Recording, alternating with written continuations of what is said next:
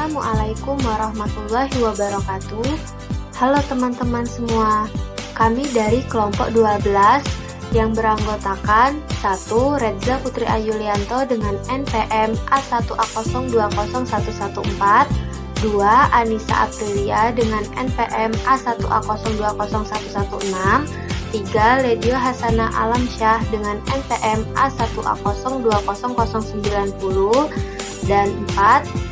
Cindy Ayu Pramesti dengan NPM A1A020094.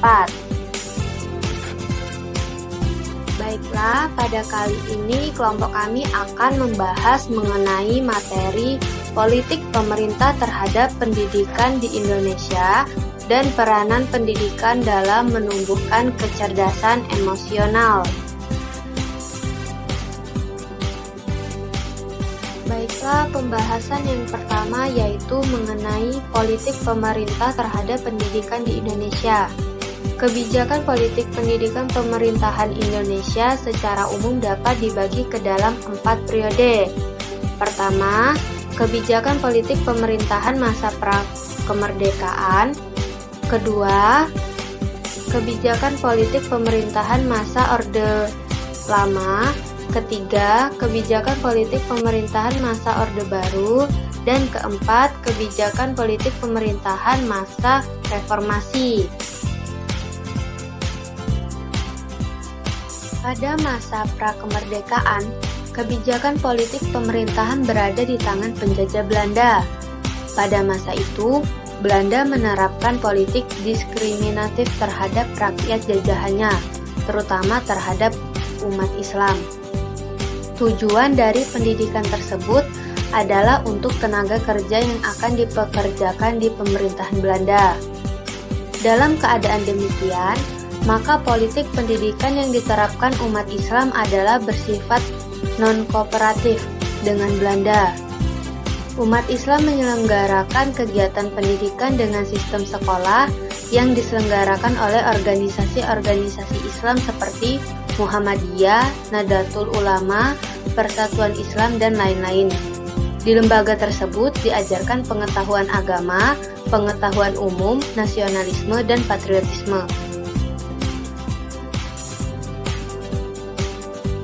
Selanjutnya, pada masa Orde Lama, penekanan kebijakan pendidikan yaitu pada isu nasionalisasi dan ideologisasi.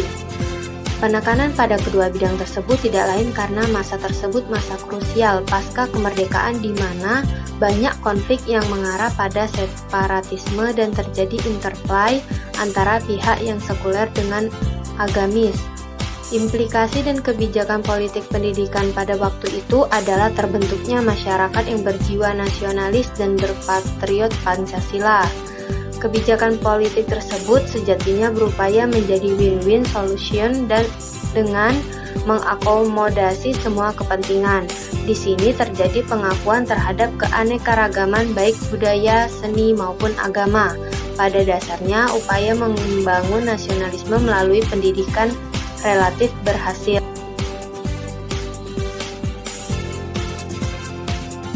Kemudian, kebijakan politik pemerintahan masa Orde Baru ditandai dengan dikeluarkannya Undang-Undang Sistem Pendidikan di tahun 1989. Berbeda dengan kebijakan di era Orde Lama, kebijakan di era Orde Baru ini memberi penekanan pada sentralisasi dan birokratisasi. Terakhir, kebijakan politik pemerintahan masa reformasi.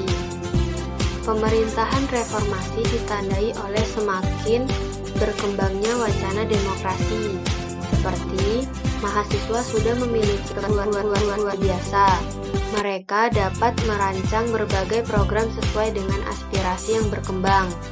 Kebijakan ini juga ditandai dengan dikeluarkannya Undang-Undang Sistem Pendidikan Nasional Nomor 20 Tahun 2003.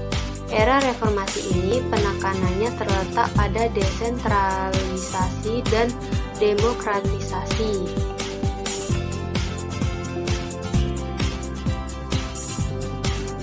Pembahasan yang kedua yaitu peranan pendidikan dalam menumbuhkan kecerdasan emosional. Kecerdasan emosional merupakan salah satu faktor terpenting dalam proses pendidikan. Dengan kecerdasan emosional, diharapkan peserta didik dapat membangun sikap terpuji yang muncul dari hati dan akal. Itulah sikap kasih sayang, empati, kemampuan bekerja sama, komunikasi, dan kepedulian terhadap sesama.